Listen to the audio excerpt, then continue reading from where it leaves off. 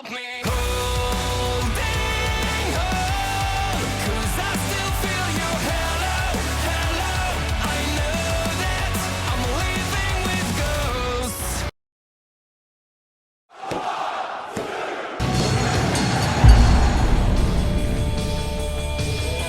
WrestleMania 4 was one of the most bloated events of the 1980s due to the oversized WWF Championship tournament, but I would be lying if I said I didn't like the way the logo was introduced. The casino theme fit this very well. You can tell WWF is being serious about WrestleMania 4 being live when they have 2 exclamation marks on the word live. Hey man, we got a full card with over 10 of the matches being the tournament for the vacant WWF Championship. Yeah, but I got this odd craving of hosting a random battle royal at the start. But sir, we already have Battle Royal, damn it! Also, WWF hosts this invitational Battle Royal match and then gets the idea of hosting an annual Battle Royal years later just on the very case one of their legends are dead by WrestleMania 30. I don't have to talk with McMahon! Jesse the Body Ventura is relieved that he's not commentating WrestleMania with Vince McMahon, despite the fact that he's had a feud just as frustrating with Gorilla Monsoon. Bottom line, Jesse Ventura doesn't like anybody. Right, the tag titles are on the line, but one of the biggest mistakes of this show that I'm gonna throw in 30 cents for is WWF hosting a 12-match tournament for the vacant WWF Championship, but somehow had enough room to put in 2 other championship matches, a random singles match, a 6-man tag match, and this Battle Royal. This show may have crossed into 4-hour territory, but nearly all the matches were cut into 8 minutes or less, causing nearly everything to be rushed. how can you start anything off better with Battle Royal? I can think of something better. Maybe the start of the fucking tournament that's lasting this entire night. Titles vacant, it's never happened in WWF history. I mean, there was that one time in the late 1970s when Bob Backlund lost the WWF title to Antonio Inoki, who then vacated the championship. Whether you recognize it or not, a vacancy has already happened, and you're stupid if you say otherwise, WWF. The introduction of all the participants in tonight's Battle Royal feels like it's lasting as long as the match itself.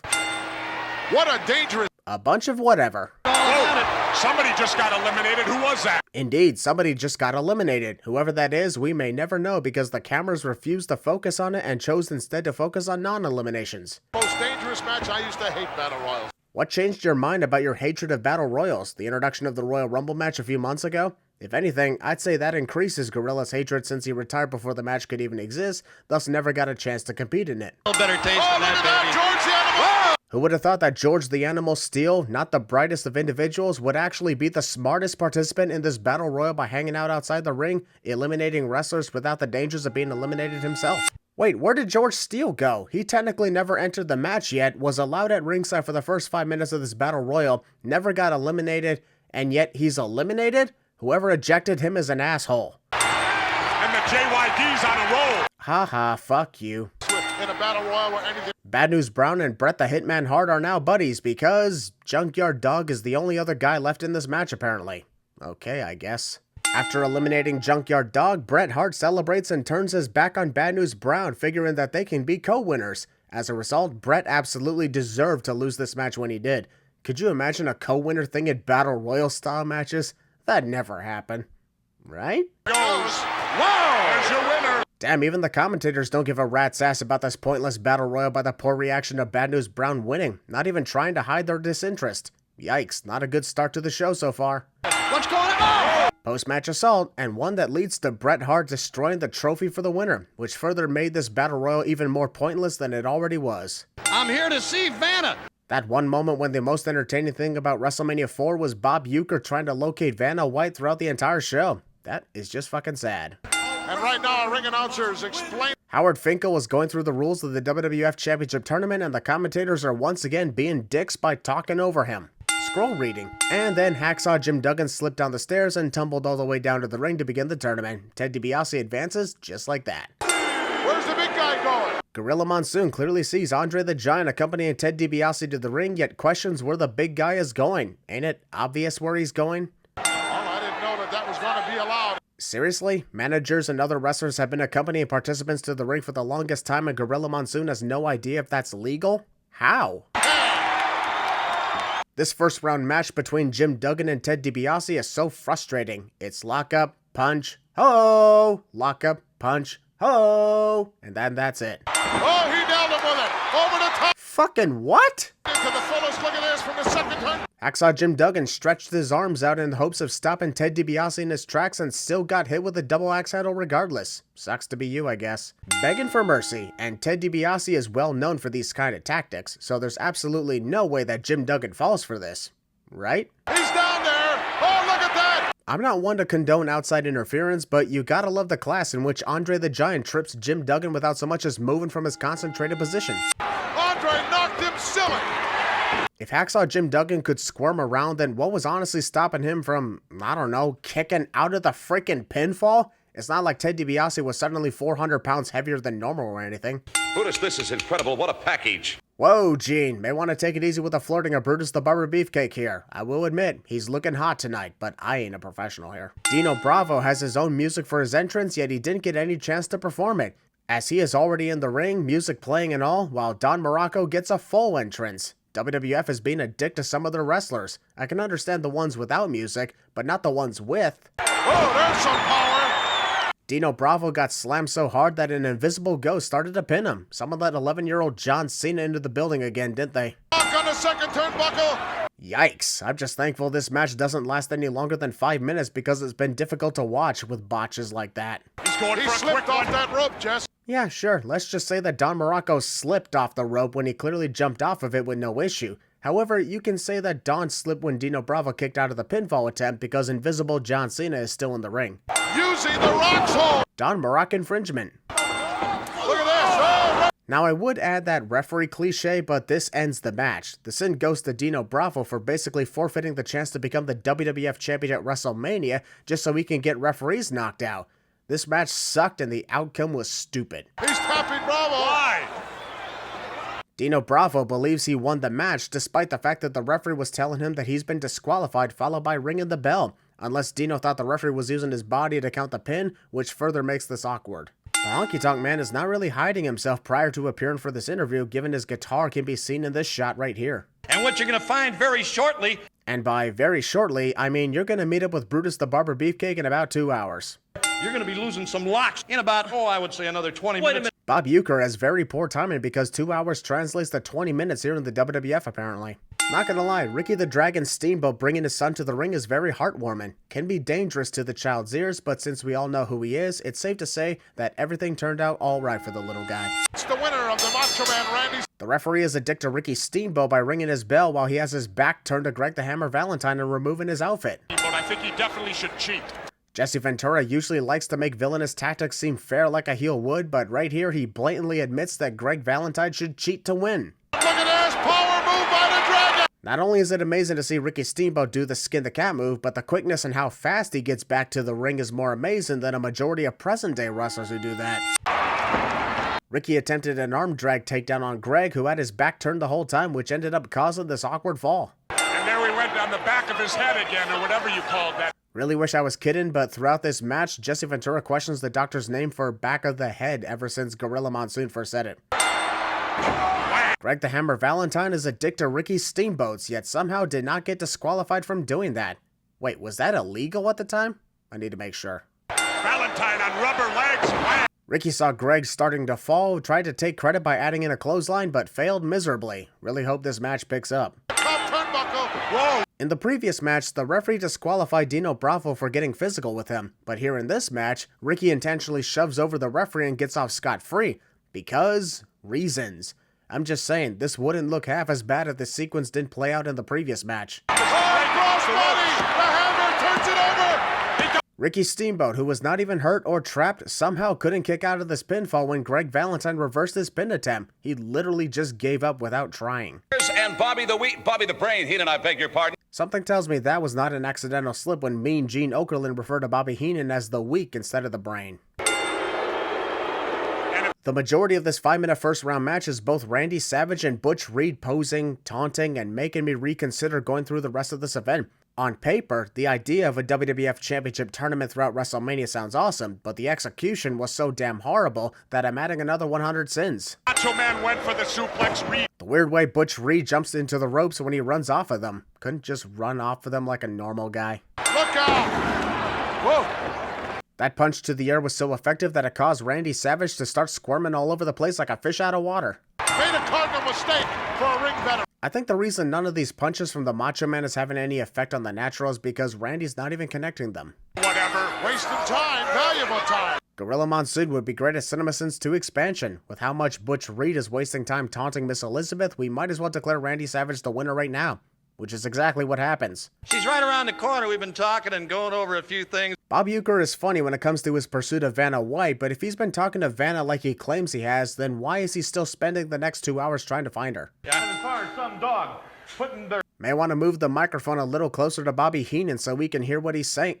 Actually, wait, never mind. You're doing just fine, Bob. No need to move your arm. I find it funny that Slick didn't even have to leave the ring once Butch Reed lost his match to Randy Savage. Considering One Man Gang was competing up next, Slick was probably like, I'll just wait down here. You go on, Butch. Bam, coming back. There's a cartwheel. Honestly, the cartwheel from Bam Bam Bigelow was impressive. The flop and splash, however, not so much. He's having a good time eluding Mr. Baseball. Oh, so Bob Uecker was just full of shit? Figured. Off the ropes. Look out. Oh, The referee clearly saw Slick get involved and didn't call for the disqualification in favor of Bam Bam Bigelow. What an asshole. seats down there. Right, Donald Trump. It happened right in front of him. The referee continues to be a dick to Bam Bam Bigelow by waiting nearly 10 seconds after counting him out just to make Bam Bam think that he's still involved in the match. If there was a controversial count, did you really beat the Giants? While I agree that Andre the Giant indeed won that match back at WrestleMania 3 with that initial pinfall, it doesn't change the reality that Hulk Hogan ended up winning regardless. Besides, what does anyone think they can do? Reverse the decision after a full year? Not how it works. Why, the odds are in my favorite. Don't you mean favor? And also, how does having one of the sexiest bodies give you an advantage in a physical competition? The movement in the... Oh, there is too something. The one thing I always found entertaining about Jake the Snake Roberts matches is the ominous movement of Damien inside the bag. Just seeing that bag moving is more chilling than seeing the actual snake itself. Referee pushing him back. That's not the thing to do. Ravishing Rick Rude is allowed to shove the referee out of the way with no consequences, apparently. You can hear Heenan yelling, don't waste any time. Fine, Ollie. He is wasting time. Seems to me like Rick Rude doesn't give a damn about his own manager when he starts wasting time right after Bobby Heenan told him not to waste time. Just a 15-minute time limit. Gorilla Monsoon conveniently brings up the 15-minute time limit on the one match that ends in a time limit draw. I've always wondered, are wrestlers just trying to be funny every time they stumble all over the place and then fall through the ropes out of the ring? I'm not saying that using sleeper holds is bad in wrestling matches, but almost this entire 15-minute match is Rick Rude locking in that sleeper hold on Jake Roberts all the way up until the time limit expires. Not much else going on here. And the gang waiting for the winner of this one. I'm just saying, I get that we're trying to do a dramatic moment with the time limit expiring, but you mean to tell me that even with Rick Rude putting his feet on the ropes, it was literally impossible for Jake Roberts to move either one of his shoulders off the canvas? Because I call bullshit on this. Quick, somebody get a bunch of security to surround Vanna White in case Bob Uecker shows up. I don't like people trying to dish out money to win something. Vanna White would absolutely hate every politician in existence, every sports referee in existence, and just about everybody in existence now that I think more about it. This match between Hercules and the Ultimate Warrior exists only because this pay-per-view apparently needed what they literally titled an intermission match. Yeah, an intermission match. That's definitely gotta be a slap in the face to anyone competing in something called an intermission match. In other words, it don't mean anything at all. Also, if we're only doing this to allow some of the wrestlers more time to rest up in between matches, it's been well over an hour since Ted DiBiase and Don Maracle last competed, so I don't see the point in waiting here, especially when we got Hulk Hogan and Andre the Giant up first. It took Hercules about 4 clotheslines before he finally knocked over the Ultimate Warrior. Meanwhile, it takes only one very awkward clothesline for Warrior to knock over Hercules. What the fuck? Top turnbuckle. Both men shoulders down. Oh! Okay, for something called an intermission match, it ended with an interesting piece of creativity. Could have been a double pinfall because of that German suplex, but Ultimate Warrior managed to get his shoulder up to prevent that at the last second. Nice idea. Post-match assault. Hulk Hogan trolling the fans into thinking that he's potentially been attacked backstage by Andre the Giant and Ted DiBiase, only to say, "Psych, I've been here the whole time." These men are former champions. In the last match, we had a post-match assault, and now when this big rematch from WrestleMania 3 begins, we have our pre-match assault. Best of both worlds? Nah. That's about all. Oh, he's got DiBiase. One would think that Ted DiBiase wouldn't be spending so much time getting involved in other matches, considering he literally has to compete at least 2 more times. The DiBiase try to free the Giant's arm. Virgil and Ted DiBiase are supposedly trying to get Andre the Giant untangled from the ropes, but they're clearly not doing a good job since they're barely moving anything. At least make it look like you're trying to get him out of there. That's right, and Hogan will be at Wrestler supposedly unconscious and has his arm raised 3 times to confirm it, only to get all his energy back the 3rd time cliche.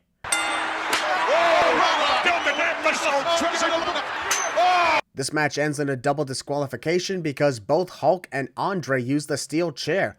But to be honest, it should have ended with just Hulk getting disqualified because he was the first one to strike with a weapon.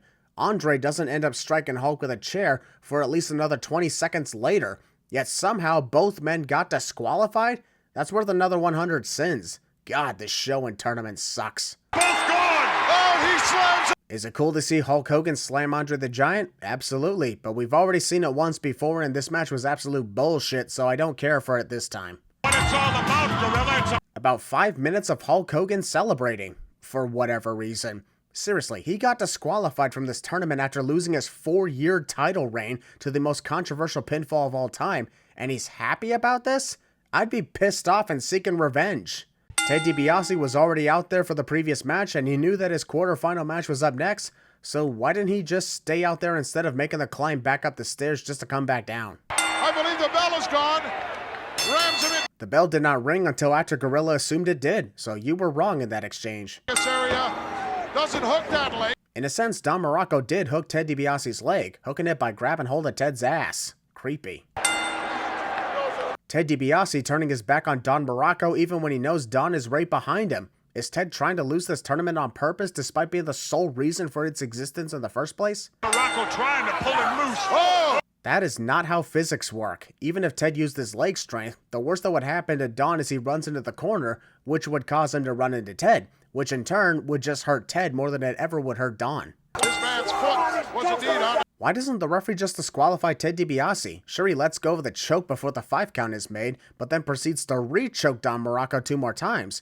Per referee's authority, he has the right to disqualify the competitor simply for not obliging with all the rules. Maracle laid flat there. Missing an elbow drop apparently causes Ted DiBiase to activate his tree abilities. Oh, right in. 1, 1, 2. He got It's him. over, DiBiase. Don Maracle has suffered more devastating offense than a fall onto the top rope, yet that was somehow enough to defeat him in a 5-minute match.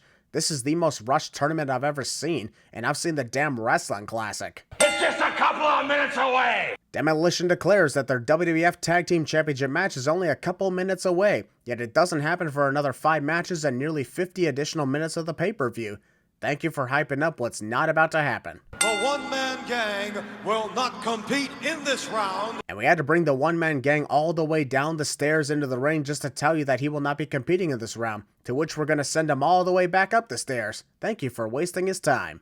You're not going to get that quick a fall on Greg Valentine. Well, considering nearly every match in this tournament so far has lasted 5 minutes or less, it's a big possibility that Greg Valentine could get pinned that quickly. This is Valentine's. Not only was Randy Savage's reaction to the elbow drop very late, but he also went in the wrong direction. Logically, he would fall down to the floor in front of where he was, not fall backward into the barricade. Blowing right now, an elbow. And it's Wrestling in the 1980s were very weird, especially with the crazy overreactions to elbow shots to the face. look at he turned it into a small package. 2 count. Nice little detail. Randy Savage remembered WrestleMania from last year where Ricky Steamboat surprised him with a small package to win the Intercontinental Championship and pulled the same move on Greg Valentine, which helped them win and advance to the semifinals. Gotta love callbacks. It's kind of like you and I, Vanna. We Maybe worked very so, well yeah. together. Looks like Bob Uecker isn't the only one trying to get into Vanna White's dress tonight. Pepper spray incoming for the Mean Gene.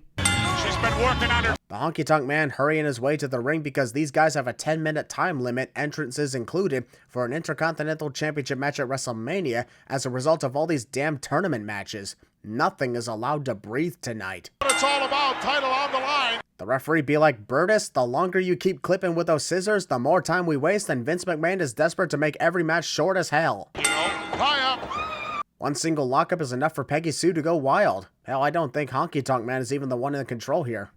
So that's in Honky Tonk's favor. Brutus Beefcake is spending more time pretending he's going to cut Honky Tonk Man's hair with his fingers than he is trying to win the Intercontinental Championship. Whip by the challenger.